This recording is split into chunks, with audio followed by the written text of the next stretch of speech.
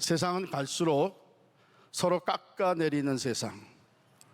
여러분이 인터넷에 들어가서 보는 그 모든 댓글들을 보게 되면 세워주는 말보다는 비난하고 깎아내리는 말. 아니, 세상이 그렇게 점점 돌아가고 있습니다. 자기 성취를 위해서 다른 사람을 깎아내리고 경쟁에 앞서기 위해서는 다른 사람을 짓밟고 올라섰는데 때로는 없는 얘기까지 만들어가면서 서로를 깎아내리고 상처 주고 죽이는 이런 세상이 되어가는 이때에 하나님이 우리에게 주시는 메시지는 예수의 공동체는 서로를 세워주는, 서로를 립탑시켜주는, 서로를 인커리지하는 공동체가 되어야 된다고 하는 메시지입니다. 오늘 그 첫 번째 시간으로 함께 있어주기, 함께 있어줌으로써 다른 사람을 세워주는, 서로를 세워주는 이 메시지를 함께 나누기를 원합니다. 본문에 나오는 나오미와 룻의 이야기, 역사적인 배경은 사사시대입니다. 사사시대는 어떤 시대였느냐, 영적으로 간단하게 요약해서 사사기 21장 25절에 기록하고 있는데요, 각각 그 소견에 오른 대로 행하며 라고 요약되어 있습니다. 그게 그 당시의 영적 상태예요. 그러니까 하나님의 말씀, 하나님 중심이 아니고 각자가 자기 중심이 돼가지고 내 생각대로, 내 소견대로, 내 느낌대로 행동하던 시대가 바로 사사시대입니다. 그러니까 영적으로 매우 어두운 시대죠. 근데 오늘날 우리 시대가 바로 그런 시대가 아닌가. 포스트 마더니즘은 절대적인 진리는 없다는 것이 특성입니다. 하나님의 말씀도 절대적이 아니라고, 상대적이라고 이렇게 대하면서 모든 사람들이 중요한 것은 뭐냐 하면 내가 어떻게 느끼고 내가 어떻게 생각하느냐가 중요하다. 모두 자기 중심이 되어가는 거예요. 그러니까 오늘날에도 보게 되면 자기 소견에 좋은 대로 살아가는 사람들이죠. 그렇기 때문에 이 말씀은 우리들에게 주시는 귀한 교훈을 담고 있습니다. 유다 베들레헴에 흉년이 들자 나오미는 남편 엘리멜렉과 함께 두 아들 말론과 기련을 데리고 이방 땅으로 이주해 갑니다. 모압 땅에 가서 거기서 두 아들이 결혼을 하는데 모압 여인 오르바와 룻과 결혼을 합니다. 여러분, 당시 하나님의 백성이 다른 백성과 결혼하거나 다른 이방 종교와 혼합하는 것을 철저하게 금했습니다. 그런 걸 생각해 보면 이 엘리멜렉의 선택은 매우 파격적인 결정이었습니다. 그런데 모압에 거주한 지 10년 되는 때에 어떤 일들이 발생하느냐. 남편이 먼저 죽습니다. 엘리멜렉이 죽은 후에 두 아들 말론과 기련이 또 죽습니다. 그러니 이방 땅에서 이런 엄청난 슬픔과 또한 난감한 처지에 놓인 나오미, 그 나오미는 그 인생의 무가치함, 상실감, 또 쓰라림과 절망의 고통이 얼마나 컸겠어요. 여러분, 미국에 이민 와서 살면서 결혼도 시키고 두 아들 결혼도 시키고 했는데 남편이 세상을 떠나고 두 아들도 세상을 떠나고 나면 그 혼자 남은 어머니가 어떻게 살아가겠어요? 이런 상황에서 나오미는 이제 고향으로 돌아가게 됩니다. 두 며느리도 따라 나서는 거예요. 그런데 이 세 여인이 길을 나서지만 의지할 건 하나도 없습니다. 세 여인이 다 의지하고 살던 남편을 먼저 떠나보냈습니다.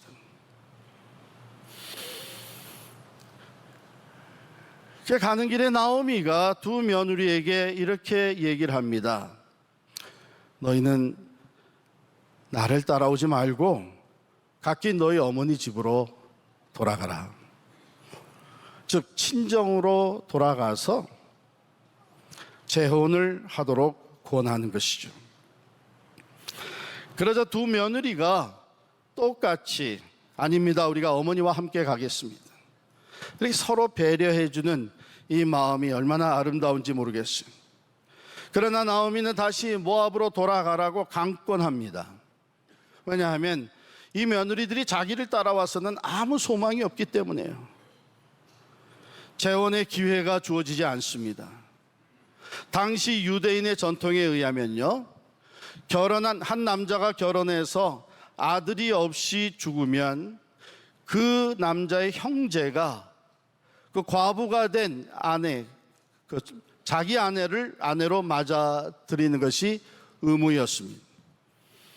그래서 그 과부에게서 아들을 낳아서 죽은 형제의 이름으로 양육하여 대를 잇게 해주는 것이 형제들의 의무 중에 하나였습니다. 그런데 나오미의 집에는 두 아들이 있었는데 두 아들이 다 죽은 거예요. 그러니까 그 의무를 감당할 아들이 없습니다. 1장 내용에 보면 나오미가 뭐라고 얘기하나 하면, 자, 그래 내가 지금이라도 당장 재혼을 해서 아들을 낳는다고 하자. 그 아들이 언제 성장해가지고 너희와 결혼을 하겠느냐. 근데 여기에 한마디 더 해요. 뭐라고 얘기를 하나 하면, 여호와의 손이 나를 치셨으므로 나는 너희로 말미암아 더욱 마음이 아프도다.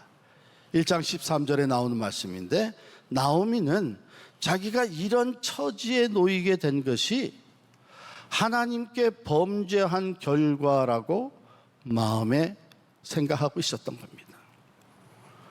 그러니 하나님께 벌을 받고 있는 나를 쫓아와서 무슨 소망이 있겠느냐.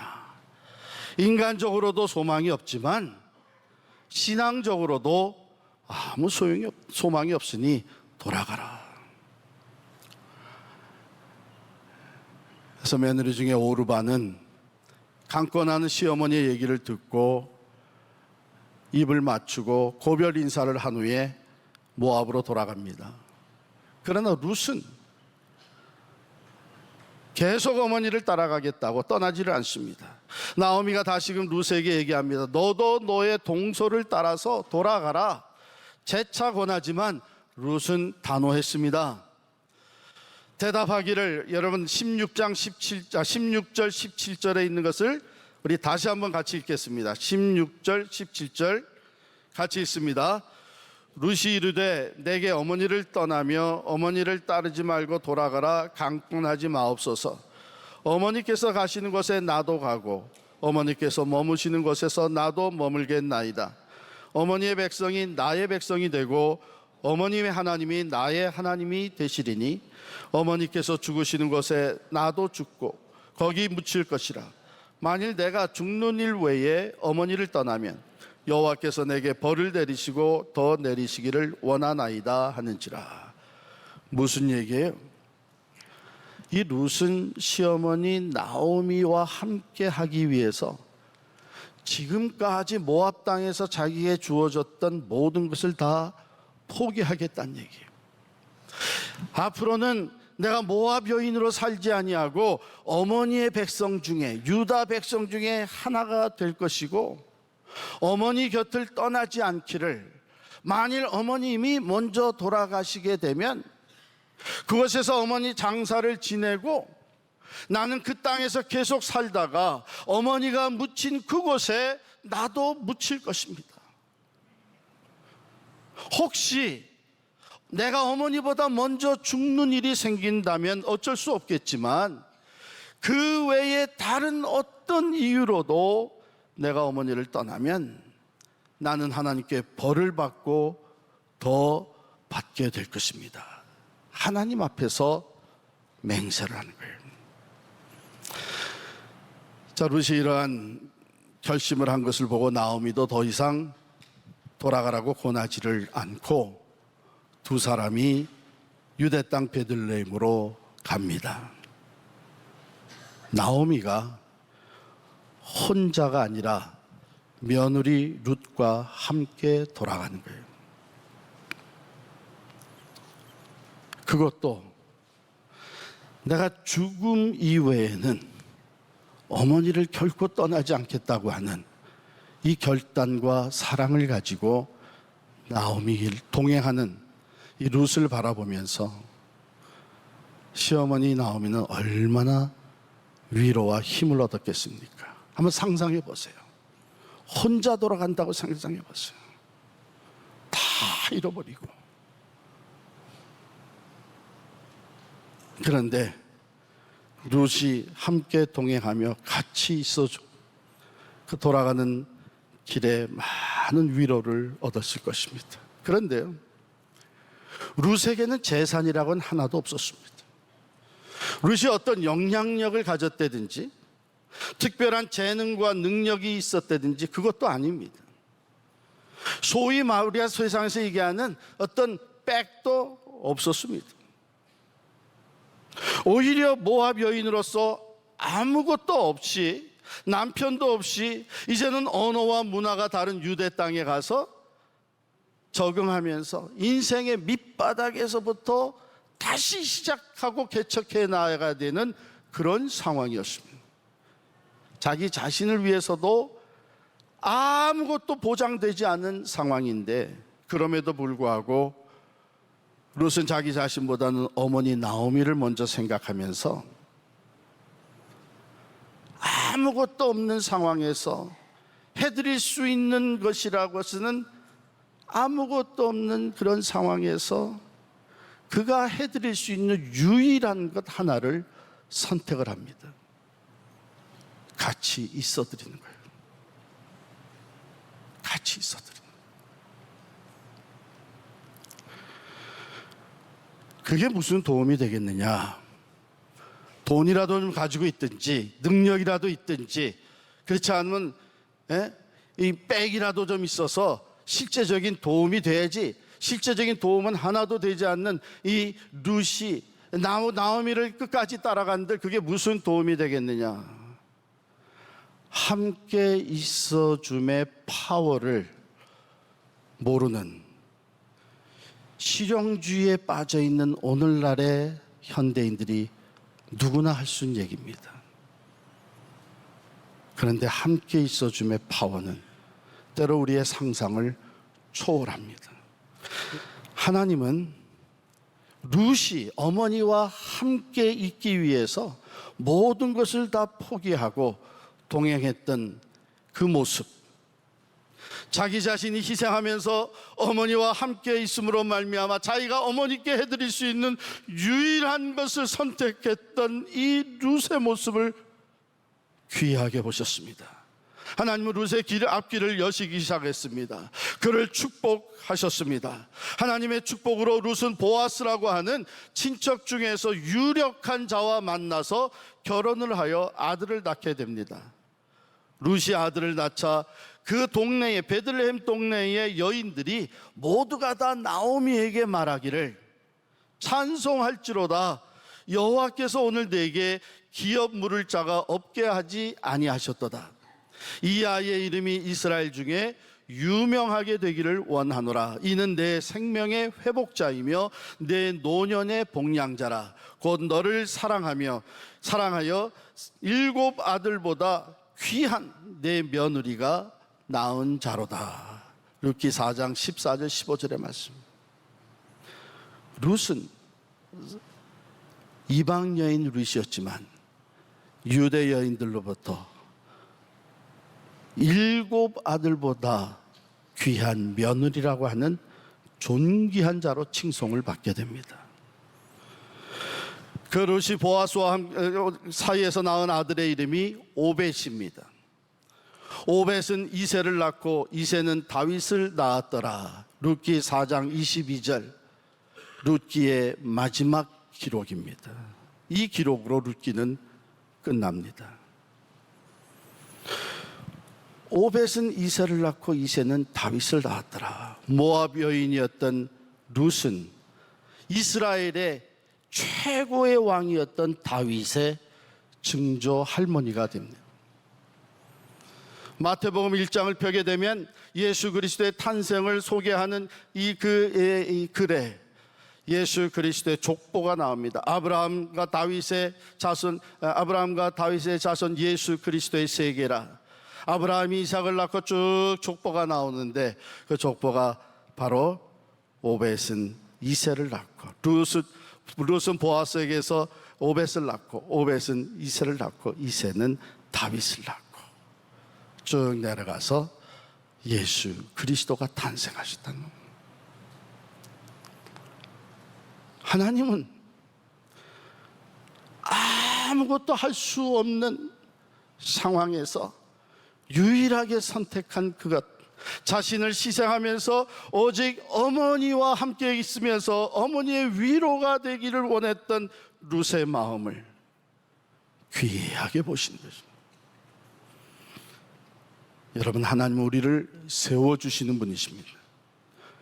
우리를 죄와 사망에서 구원하시고 영원한 생명을 얻게 하시고 하나님의 자녀가 되는 권세를 누리게 하시고 이 땅에서 살지만 천국을 소유한 사람으로 세워주시기 위해서 독생자 예수 그리스도를 이 땅에 보내주셨습니다.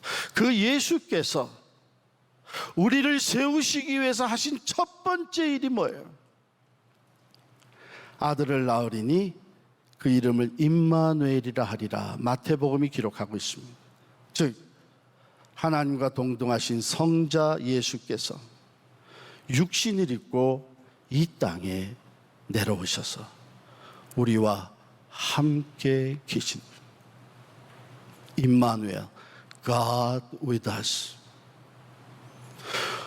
우리를 놀라운 우리에게 놀라운 구원을 베푸시고 하나님의 자녀, 영생을 얻은 자, 천국을 소유한 사람들로 세워주는 이 역사의 첫 시작이 함께 있어주는 거죠.